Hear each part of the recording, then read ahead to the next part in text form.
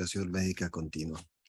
Y antes de dar inicio a nuestra sesión, les recordamos que todas sus preguntas las pueden hacer a través del chat y al final de la sesión se las haremos llegar a nuestra ponente.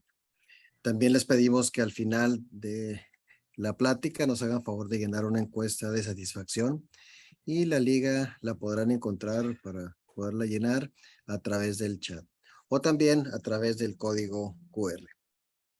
Les pedimos también que nos hagan favor de poner su nombre completo en la pantalla, esto para facilitar los créditos de esta sesión y poder hacer los diplomas también y comprobar ante el consejo su participación. En nombre de la Escuela de Medicina y Ciencias de la Salud del Tecnológico de Monterrey, les doy la más cordial bienvenida a la sesión académica de pediatría. En esta sesión continuaremos con nuestro módulo de radiología e imagen. Esta es la segunda sesión y tendremos el honor de tener a la doctora Isabel Berenstein Gallegos con una plática que ha titulado Diagnóstico por imagen en urología pediátrica.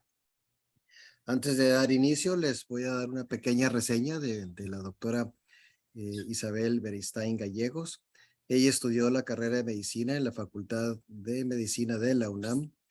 La especialidad en radiología e imagen la realizó en el Hospital Ángeles Mosel con el aval de la Universidad La Salle. Cursó un curso de alta especialidad en radiología pediátrica en el Instituto Nacional de Pediatría con el aval de la UNAM. Está certificada por el Consejo Mexicano de Radiología e Imagen y ejerce como radióloga tanto en el Instituto Nacional de Pediatría desde hace más de 10 años y también en el Hospital Dalinde, ambos en la Ciudad de México. Es profesora invitada del curso de residencia de radiología e imagen en el Hospital Dalinde con el aval de La Salle y profesora invitada también de radiología pediátrica en la especialidad en el Instituto Nacional de Pediatría, con el aval de la UNAM. Nos da muchísimo gusto que esté la doctora Isabel Berenstein con nosotros. Y adelante, doctora. Buenos días, muchas gracias. Les comparto mi presentación.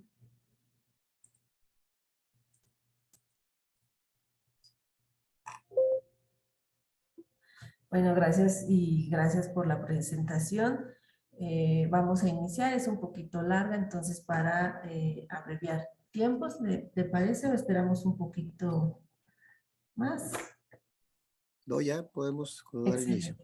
Bueno, como bien dice el doctor Oscar, la titulé Patología Urológica Pediátrica, un abordaje por imagen. La radiología pediátrica es realmente hablar de otra radiología, entonces sería muy aventurado querer presentar en una hora lo que es radiología pediátrica. Entonces decidí únicamente tomar el campo de la urología, que es uno de los que me apasiona bastante. Y también porque en ella podemos abordar la urología pediátrica con toda nuestra gama de imagen, es decir, desde placa simple, ultrasonido, fluoroscopía, tomografía, resonancia.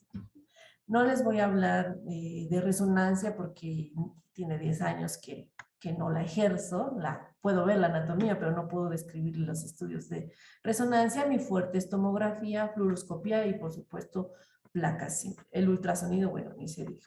Entonces la patología urológica se puede abordar inicialmente por una placa simple de abdomen.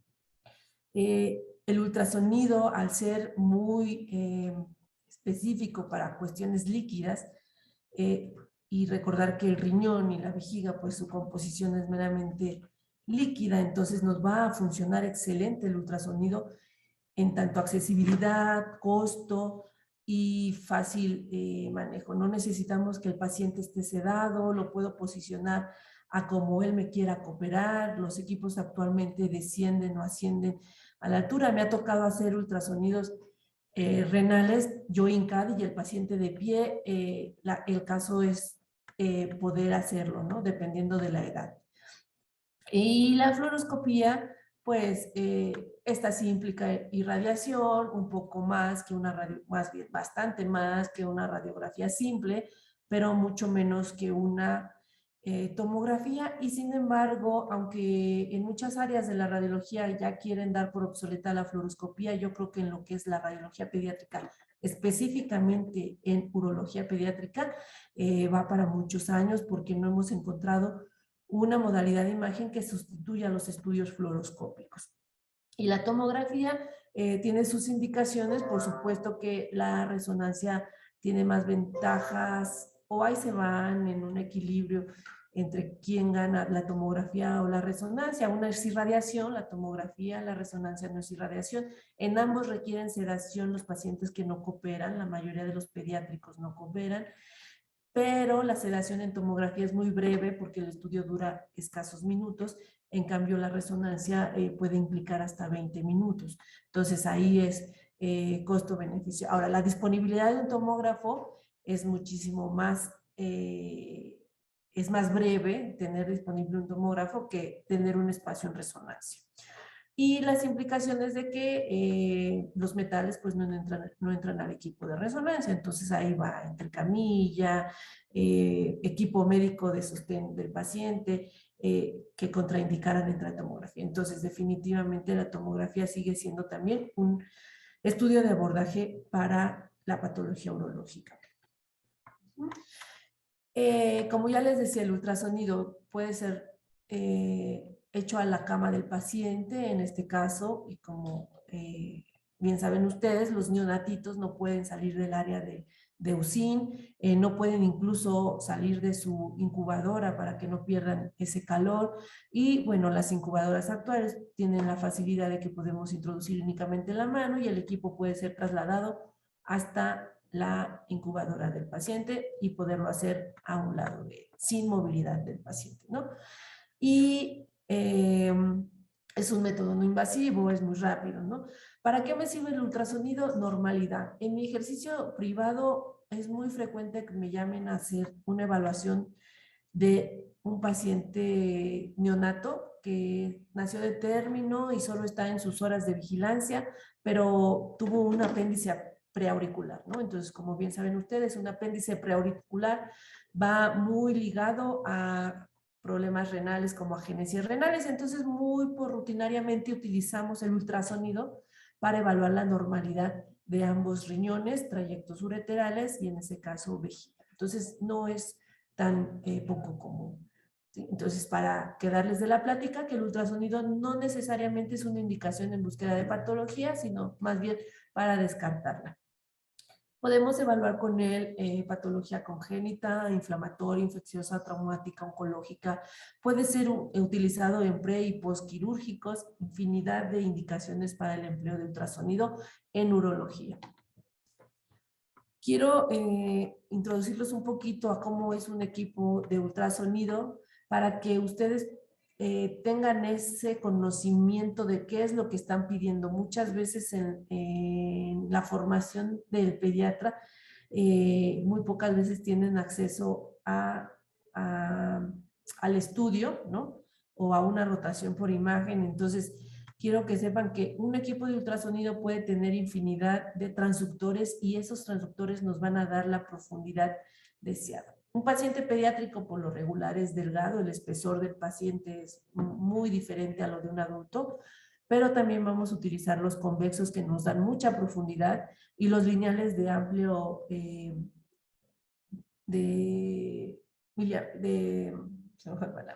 hertz, de muchos hertz que nos dan menos profundidad, pero nos dan mucha definición en cuanto a la imagen. Si regresamos aquí, en esta imagen estoy utilizando un transductor lineal que me da una mayor definición, pero menos profundidad, y en este otro paciente que es más grande estoy utilizando un convexo, me da más profundidad.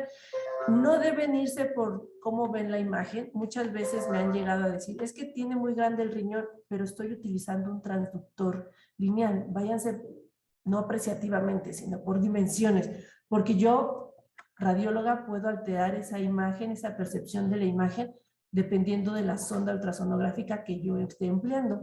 Entonces, sí quería decirlos. Ahora, el ultrasonido necesita un conductor, necesita un gel entre la piel y el transductor para evitar tener aire.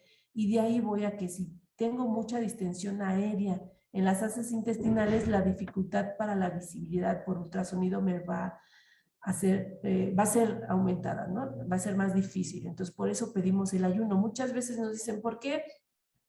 ¿Por qué un ayuno en un ultrasonido de abdomen? Porque yo quiero disminuir la cantidad de aire y la cantidad de motilidad de peristalsis, la velocidad de la peristalsis en el intestino.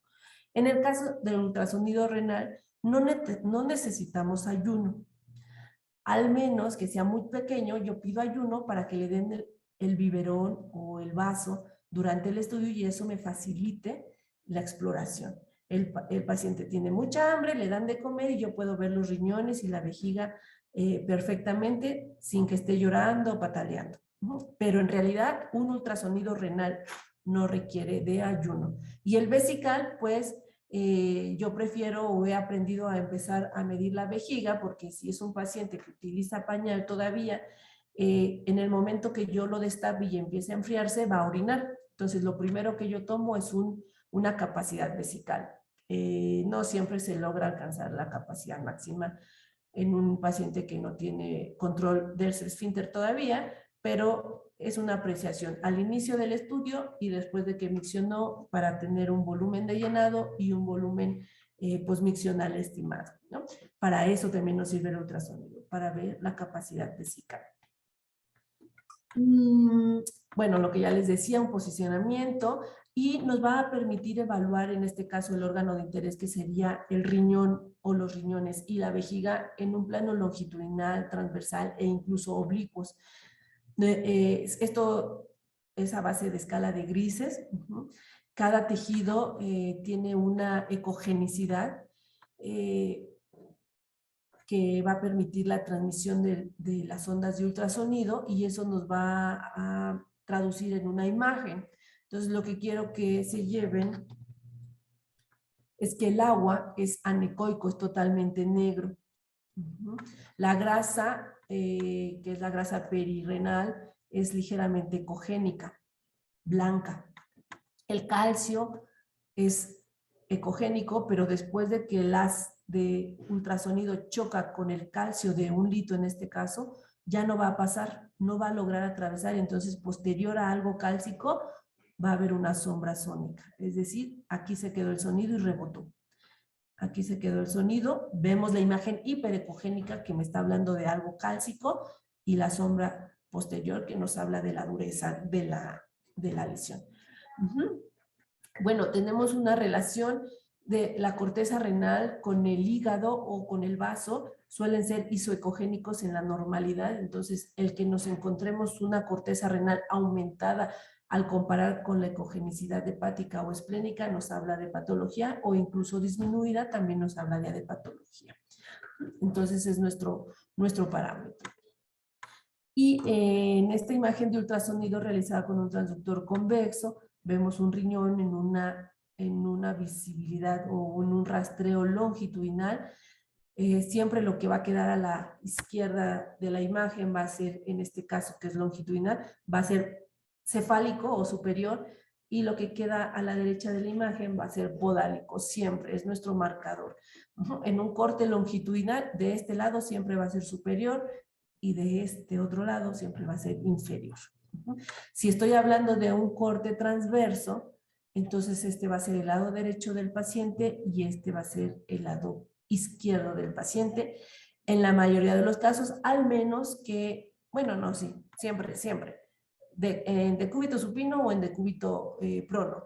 Iba a ser una salvedad, pero eso es más que nada para radiólogos porque tienen que tener cuidado al girar el transductor de no invertir el indicador, de tal forma que siempre es o cefálico o derecho o izquierdo. Entonces, a veces el reporte lleva algún error humano de lateralidad o algún error de dónde se encuentra el hito. En este caso, como les explicaba, lo que queda a la derecha de la imagen siempre va a ser podálico en un corte longitudinal. Entonces, aquí podemos decir que el riñón izquierdo tiene un lito hacia uno de los cálices del polo inferior renal, que al estar en transverso es ligeramente más derecho que izquierdo.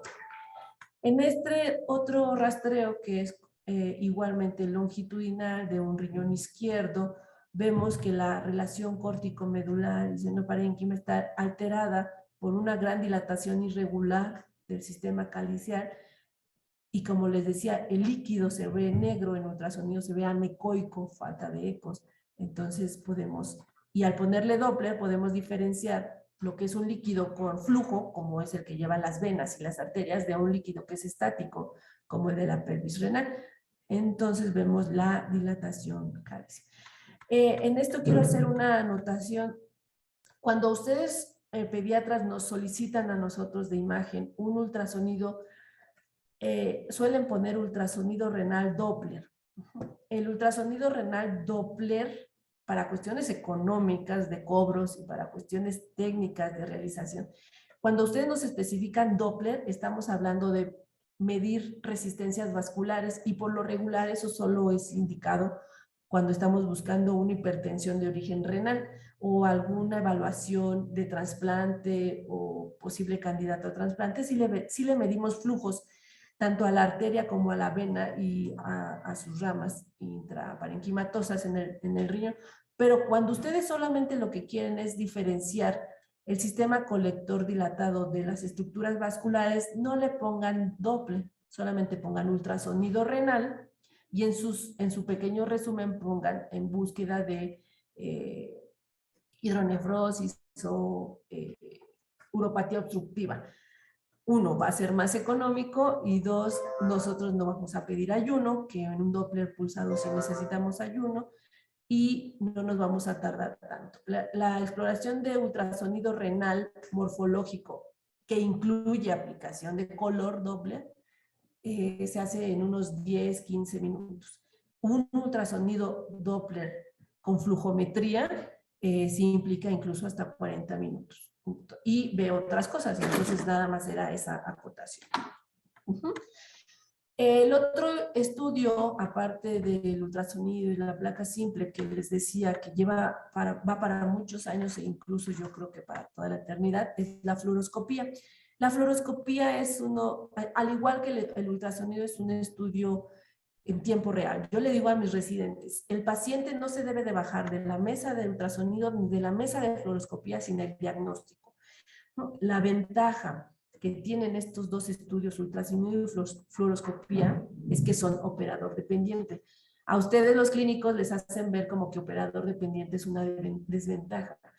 Yo trato de formar a mis residentes como que eso es una ventaja, es decir, tengo la posibilidad de manipular al paciente en ese momento y no dejarlo bajar hasta que yo tenga el diagnóstico. Entonces, a diferencia de un estudio estático como lo es la tomografía o la resonancia, yo aquí puedo girarlo derecha, izquierda, boca abajo, puedo verlo, es en tiempo real. Entonces, para un estudio de fluoroscopía, llámese cisturetrografía, nefrografía, es decir, contraste a través de una zona de nefrostomía, llámese vesicografía anterógrada a través de una zona de talla vesical o de vesicostomía. El paciente tiene que estar despierto. Sí hay pacientes pediátricos que no cooperan, la verdad son muy pocos, en 10 años yo creo que me han tocado 2, y esos pacientes tienen que ser realizado su estudio de fluoroscopía en quirófano y lo realiza el urólogo. Pero nosotros lo necesitamos consciente, despierto, no adormilado, para que podamos tener la fisiología, evidenciar la fisiología del estudio que estamos estudiando para demostrar o evidenciar la fisiopatología, ¿no? Entonces, en un estudio de cisturetrografía, que en este caso estoy demostrando, empieza con las medidas de asepsia y antisepsia de la región genital, la identificación del meato uretral, en este caso de una femenino, para la colocación de una sonda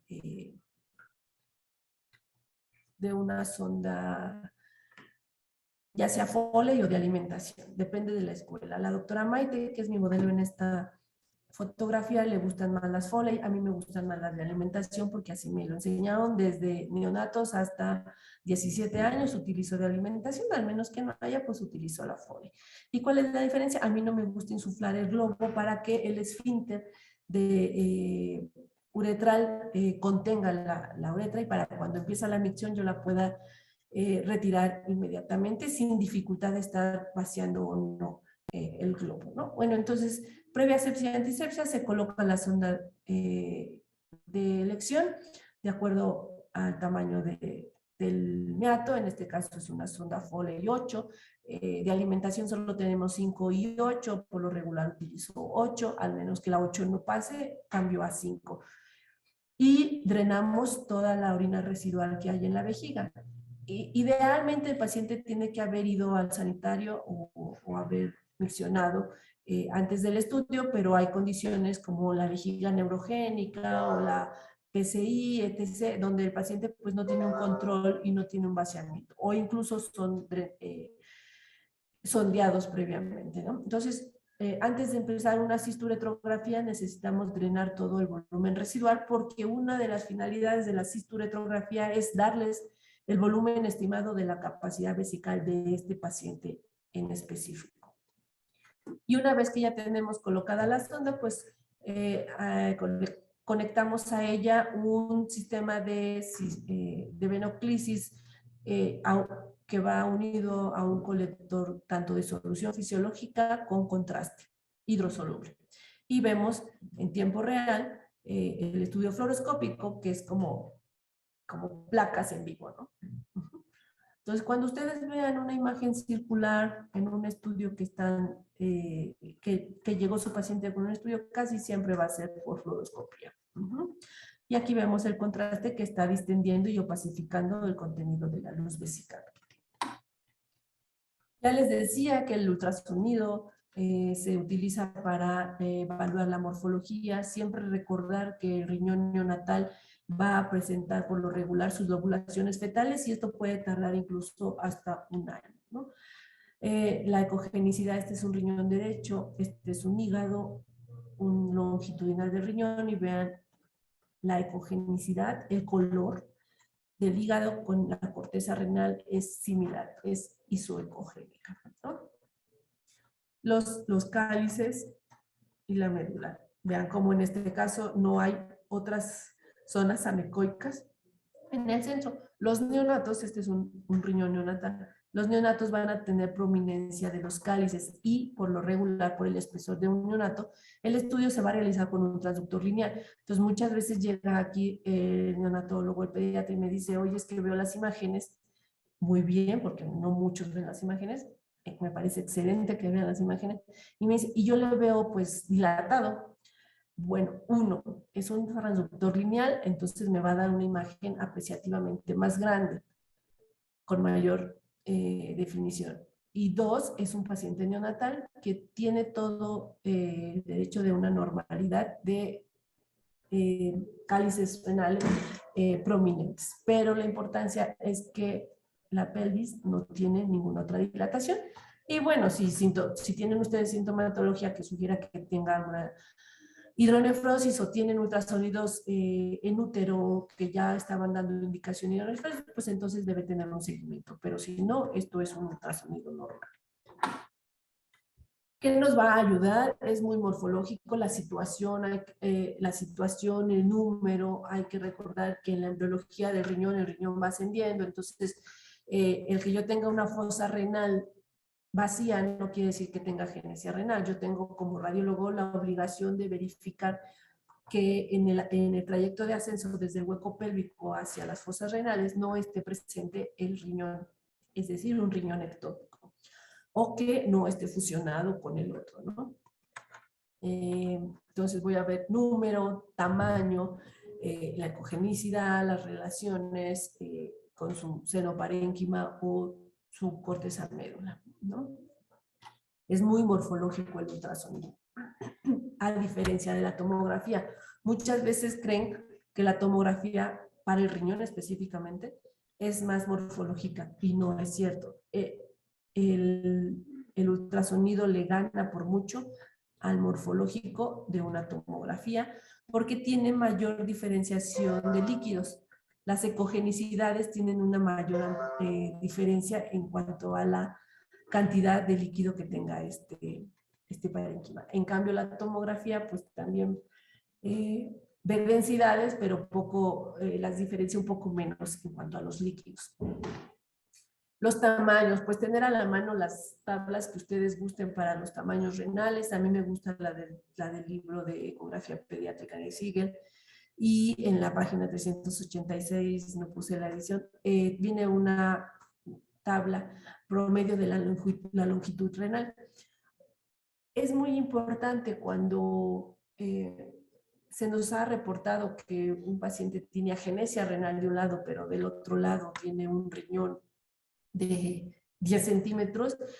Si lo viera un radiólogo general que está habituado a que los riñones de los adultos miden entre 9 y 12 centímetros, pues no le llamaría la atención.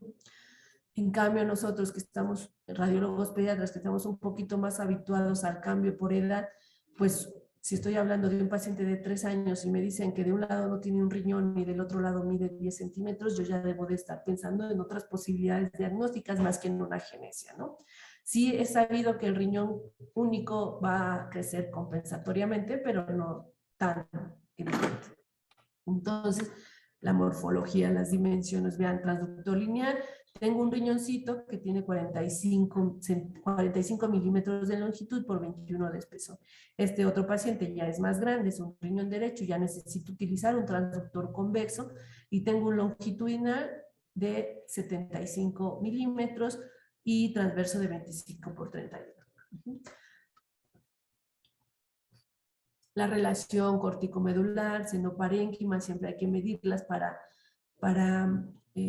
no saltarnos patología, y va a variar dependiendo de la edad, pero lo importante es que nunca veamos zonas anecoicas o adelgazamientos importantes de la cortical, y sobre todo el grado de ecogenicidad es el que nos va a hablar de alguna falla renal, ¿no? O sea, esas ya son cuestiones como para el radiólogo. La finalidad de esta clase es que ustedes, pediatras clínicos, sepan que el ultrasonido es una modalidad muy confiable para caracterizar riñones, trayectos ureterales y vejiga. Puedo evaluar patologías congénitas, adquiridas. Yo por imagen, si estoy sospechando en mi paciente algún reflujo vesicureteral, puedo empezar por un ultrasonido, y en el ultrasonido me van a poder decir si al inicio del estudio tenía dilatación del sistema colector con una vejiga sobredistendida, y después de la micción, tanto bajo esa dilatación, yo podría inferir que este paciente tiene, o sospechar que este paciente sufre de reflujo vesicureteral. Y si el ultrasonido nos dio un indicio de que pudiera tener reflujo vesicureteral, pues definitivamente ese paciente se beneficiaría bastante de hacerle una cistoretrografía miccional. Retrógrado, más bien anterógrada casi siempre. La diferencia es, en el adulto solemos hacer cistoretrografías retrógradas colocando la sonda en el extremo más distal de la uretra, más fácil en varón. Pero en los niños, por el tiempo de cooperación y porque no nos estén pateando y demás, el 100% de las cistoretrografías son anterógradas, es decir, yo introduzco la sonda hasta el interior de la vejiga, lleno, después retiro la sonda y valoro capacidad y micción. Al menos que específicamente quieran patología uretral, entonces lo hago retrógrado. Pero bueno, si el ultrasonido fue positivo para sospecha de reflujo, ya puedo cambiar, ya puedo escalar a la modalidad de cistoretrografía. Siempre hay que recordar que el estudio fluoroscópico implica irradiación, implica invasión, implica un poco de estrés hacia el paciente, entonces tratar de evitarlo. En algunas praxis nos mandan todo, hazle ultrasonido, hazle la cisto, y yo creo que nos pudiéramos esperar a ver el resultado primero del ultrasonido antes de abordar por cistoretrografía.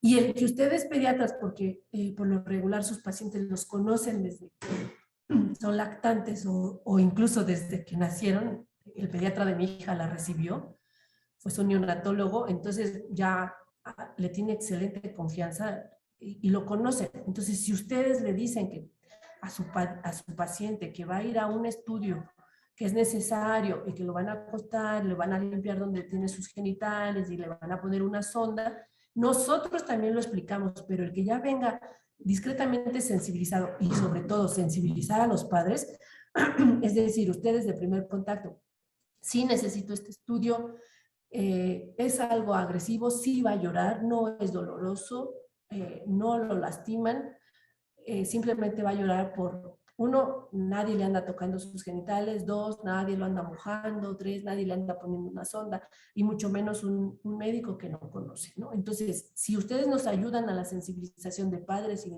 de paciente, el estudio es muchísimo más ágil y menos traumático. Otras cosas que podemos utilizar, la obstrucción de la unión ureteropiélica. Esta definitivamente por ultrasonidos nos va a dar una dilatación que no cambia con la micción, pero no nos va a poder decir si sospechamos o no de la estenosis. Para este tendremos otra modalidad de estudio que sería una urografía excretora. ¿Qué es una urografía excretora?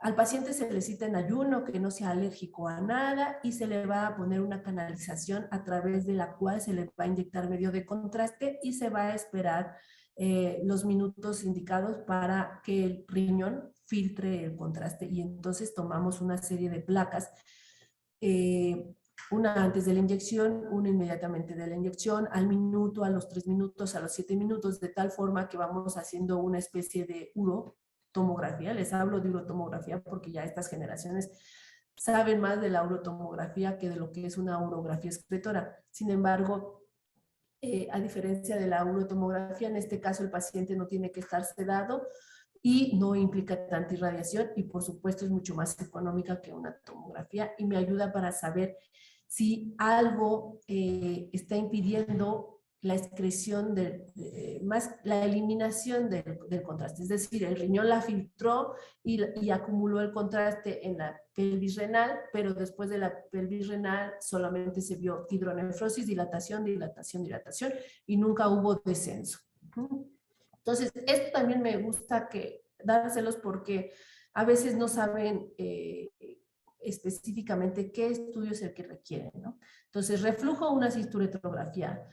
Sospecha de estenosis UP, una urografía excretora o en dado caso, pues una urotomografía. Duplicaciones ureteropiélicas, también me serviría más una urografía excretora porque es entra el contraste al torrente sanguíneo y es orinado por los riñones. Esta únicamente se podría ver por cisturetrografía si tuviera el reflujo. El ultrasonido sí me ayuda a diferenciar el septo entre las dos pelvis renales. E incluso si uno de los ureteros está dilatado, el trayecto de los ureteros. Ureterocele, definitivamente el mejor estudio es el ultrasonido, la ectopia y la fusión es el ultrasonido, el megureter es el ultrasonido y se complementan con la cisturetrografía. Las válvulas uretrales posteriores definitivamente es una cisturetrografía, no va a haber otro estudio por el cual las vayamos a poder ver. Tengo que llenar la vejiga y tengo que esperar el momento de la micción para poder ver los defectos de llenado y la resistencia que condiciona ese defecto de represión de la uretra para el vaciamiento vesical. Anomalías del uraco, estas podría ser ultrasonido o tomografía y toda la patología congénita. Vamos a ver este caso de un chiquito donde la placa simple me demostraba una opacidad en el flanco abdominal izquierdo, un desplazamiento de asas intestinales a la derecha y por supuesto que un incremento en el diámetro abdominal. Ustedes lo palpan y había una visceromegalia que pues posiblemente no podían saber a expensas de qué, pero era evidente el aumento del diámetro abdominal y tal vez alteraciones en el patrón evacuatorio. Al realizarle el ultrasonido vemos que hay un riñón derecho de 42 por 25 milímetros en fosa renal habitual, Pero en la fosa renal izquierda, donde vemos el vaso como un marcador anatómico para la búsqueda del riñón, vemos una gran masa quística multiloculada que al caracterizar mejor, vemos que hay grandes septos y que hay pérdida de la relación córtico-médula. Definitivamente, pues este paciente pasó a la siguiente modalidad, que es la tomografía, y veamos todo el crecimiento del riñón izquierdo, que presenta alteración en su morfología, ya no hay diferenciación córtico-medular y son múltiples formaciones quísticas con septos gruesos. Eso es lo que me estaba desplazando las astas y me estaba condicionando la opacidad e incluso me estaba dando la visceromegalia a la palpación, posiblemente blanda porque eran meramente quistes, ¿no? Por lo regular, la displasia multiquística suele involucionar y lo que correspondería sería un ultrasonido anual, salvo lo que ustedes como expertos en la patología pediátrica consideren, ¿no? Y los quistes van de 1 a 2 o incluso de 10 a 15 centímetros de diámetros y pueden estar asociados a una UP. Este otro paciente tiene, de poliquistosis, vean cómo nada más se le ven algunos quistes en el riñón derecho y el riñón izquierdo. Esos quistes solo comprometen el polo inferior y presentan un contenido ecogénico, ¿sí? Hay que recordar que esta patología puede sobreinfectarse. Estos secos es contenido turbio. Vean, aplicación Doppler color, nada más para diferenciar lo que son trayectos vasculares de lo que serían las formaciones quísticas y este contenido ecogénico móvil en la mayoría de los casos me está hablando de sobreinfección. Estas 3 imágenes son de 4, son de resonancia magnética y lo único que quería demostrarles es que la resonancia es una excelente modalidad para la caracterización de líquidos. Y lo mismo que en el caso anterior, me condicionaba una opacidad en el flanco izquierdo, me desplazaba las asas intestinales y muy posiblemente ustedes lo palpaban. Bueno, es un padecimiento ultrasónico dominante y el ultrasonido tiene una sensibilidad del 97%. Igual, caracterizar la morfología renal. Entonces, por alguna sospecha clínica de ustedes, nos lo mandan a ultrasonido renal, vemos que el riñón derecho está de morfología conservada, pero el riñón izquierdo está disminuido de tamaño y con alteración de la relación córtico-medular, con dilataciones quísticas irregulares, que más que hidronefrosis me habla de un displásico multiquístico. La patología, bueno, esta otra es, no tengo el ultrasonido, pero me gustó traerles esta imagen que es tomografía y esto es una rotación una manipulación que yo puedo hacer con el sistema para demostrarles que los polos inferiores de los riñones estaban fusionados. Es un riñón en herradura. Entonces, muchas veces cuando tenemos los radiólogos muy saturada la agenda, una prisa o falta o se nos olvidó que existe el riñón en herradura, no revisamos bien por el ultrasonido que los contornos renales terminen en un mismo lado. Y hay que recordar que la falta de disyunción del riñón, es decir, la formación del riñón en herradura, casi siempre nos va a dar en el polo inferior. Ay, perdón, se me secó ya la garganta. Y bueno, este fue un hallazgo en una tomografía por otra cuestión y evidenció un riñón en herradura. Entonces, la modalidad es de imagen. Esto debió verse en ultrasonido y no llegar a la tomografía. Quiero enseñarles este otro caso. Ambos riñones están localizados, es decir, en un mismo lado. Es un masculino de 4 años, 5 meses. Vemos el marcador del ultrasonido que está subcostal derecho. Vemos el hígado y estos secos sucios es el gas en el intestino, es decir, no hay riñón y las asas aprovecharon el espacio y se llegaron a la adyacencia con el hígado. Entonces es una fosa renal derecha vacía. Pero del lado izquierdo, recordando que es un paciente de 4 años, 5 meses, encuentro un riñón de 9.9 centímetros. Recordamos la tabla, estamos hablando de 4,5, debería de tener una longitud promedio de 7.8 y la está superando por lo menos por 2 centímetros. Entonces, al evaluar adecuadamente con el ultrasonido, incluso cambiamos de transductores lineal convexo, vean la ecogenicidad de la columna, cómo ocupa los 3 cuerpos vertebrales o incluso un poquito más. Y pues vemos que tiene una morfología atípica como bilobulada y ya no está en una edad de tener lobulaciones, ¿no? Entonces se le hace una una urografía excretora, es decir, se le inyecta contraste por la vena y se espera a que los riñones lo excreten, y de tal modo que vemos una pelvis renal superior y una pelvis renal inferior, ambos del lado izquierdo.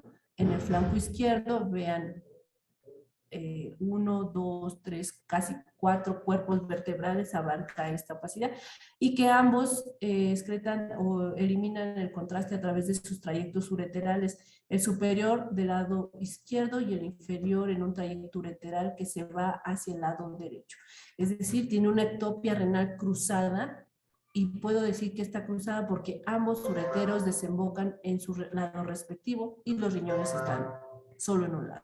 O sea, para que sea una ectopia renal, pues es que está el riñón derecho fuera de su lugar, en este caso en el flanco izquierdo, pero cruzada porque los ureteros desembocan bien, el derecho en el lado derecho y el izquierdo en el lado izquierdo. Entonces esta es, ya lo estábamos intuyendo desde el ultrasonido, es más, yo creo que hasta desde la placa. Vamos al ultrasonido y definitivamente este paciente, para sospecha de ectopia renal cruzada, requiere una urografía excretora.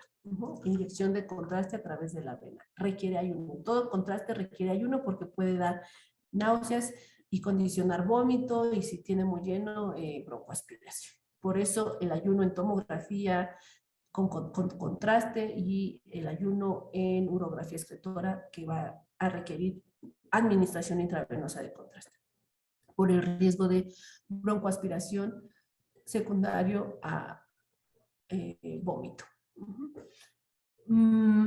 Bueno, este es otro caso de ectopia renal cruzada. El anterior era izquierda, en este caso es derecha, y es un paciente ya más grande, una femenina de 12 años, 7 meses, donde vemos que tiene un riñón de 10.9 centímetros, un riñón único de 10.9 centímetros en el lado derecho, y que al hacer la angiotomografía vemos que está nutrido a través de 3 arterias renales derechas que emergen directamente de la aorta abdominal. Esto le sirve más que nada al cirujano si tiene alguna intención de operar por infecciones recurrentes, etc., ¿no? O incluso son hallazgos por estudios en otra cosa, o por otra finalidad. Esta es la urografía excretora del paciente anterior que tiene la ectopia renal cruzada del lado derecho. Veamos cómo tiene 2 pelvis y tiene sus 2 ureteros, del lado izquierdo y del lado derecho. Ambos riñones fusionados en el lado derecho.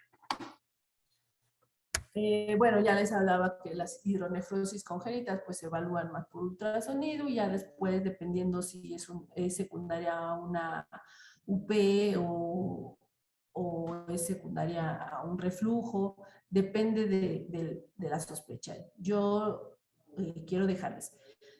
Ustedes sospechan por sus datos clínicos que la patología es urológica, se va a ultrasonido. Si el ultrasonido les demuestra dilatación ureteropiérica o hidronefrosis, sin dilatación de ureteros, se iría a urografía excretora. Si les demuestra dilatación de ureteros, váyase a cisturetrografía para ver el ascenso del contraste desde la vejiga, dependiendo de la altura en la que ustedes lo encuentren. Me voy a apurar un poquito más. Esta es una pielografía descendente, es decir, a través de un catéter de nefrostomía se administró el contraste y se vio que seguía con persistencia del paso del contraste hacia el resto del uretero. Y esta era una estenosis ureteropiérica que se sospechó por ultrasonido, donde había una gran dilatación piérica. Esta es una cisturetrografía, se llenó la vejiga y se demostró que había ascenso de contraste desde la fase de llenado, pero más evidente en la fase de micción. Vean cómo el glande ya tiene un poco de contraste. Es decir, tanto de baja presión como de alta presión hubo reflujo grado. Ajá. Y en el ultrasonido se sospechó que había dilataciones tanto de la de las pelvis renales como de los trayectos ureterales. El megauréter obstructivo, pues el ultrasonido, vean cómo puede ver lo anecoico del líquido contenido y estático en el uréter y la punta del lápiz. ¿Sí? La cisturetrografía demostró el ascenso por el reflujo. El doble sistema colector, una pelvis superior, una pelvis inferior, septadas, y la dilatación de los ureteros. Vean cómo el ultrasonido puede caracterizar muy bien eso. De riñón derecho sin dilatación, riñón izquierdo con dilatación, vemos la cisturetrografía, inyección de contraste por la vena, como hay una persistencia de la fase pielográfica. El riñón derecho ya terminó de eliminar, la vejiga está distendida, pero el izquierdo no puede drenar la pipí hacia el trayecto ureteral. ¿Qué otras cosas puedo ver? Cálculos, coágulos, pólipos, femones, trauma. Infecciones, complicaciones de las infecciones, como en este caso es una pielonefritis, vemos alteración de una pielonefritis jantogranulomatosa, una alteración en la morfología con pérdida de la relación corticomedular, aumento del tamaño renal, un líquido perirrenal que a la tomografía pues evidenció todo el proceso infeccioso, con actas adheridas al espacio perirrenal. Calcificaciones, ya les decía en las diapositivas iniciales que se ven hiperecogénicas y posteriores a ellas se ve sombra acústica. Otra patología de calcificaciones no tan duras como los litos sería la nefrocalcinosis, que se ve ecogenicidades contenidas en los cálices renales. La litiasis renal, cada vez más frecuente en los niños.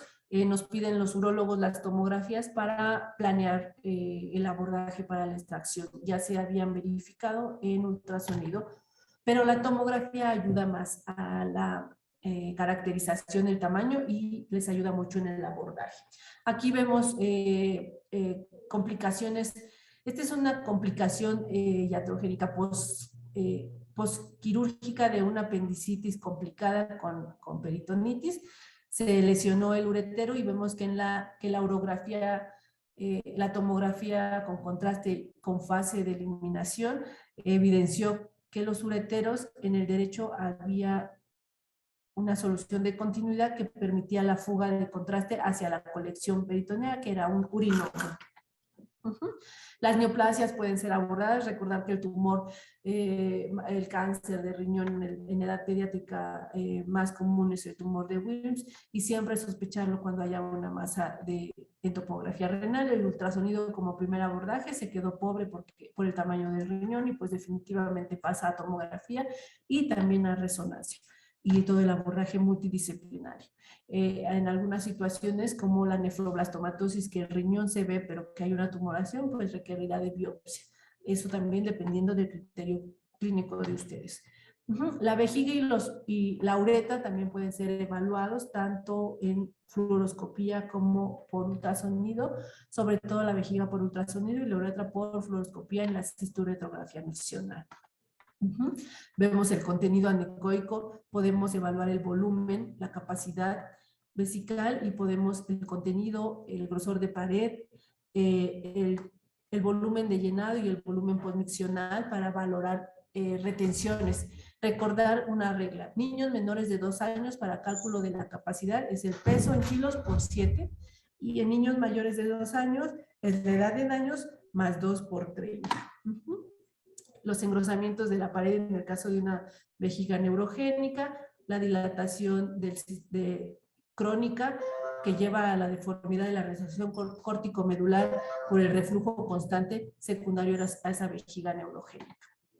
Los litos, en este caso intravesical, este fue de ácido úrico, ya se había visto en placa simple, pero nunca se había puesto atención, pensaron que era un artefacto, y después de abordajes por otras patologías, se dieron cuenta que el lito estaba en la vejiga, sobre todo porque no cambiaba, más bien cambiaba de posición, pero siempre en la pelvis. y patología del uraco, sospechado por clínica, evidenciado parcialmente por ultrasonido, y definitivamente la tomografía contrastada ayudó a evidenciar la abscedación de este quiste del uraco.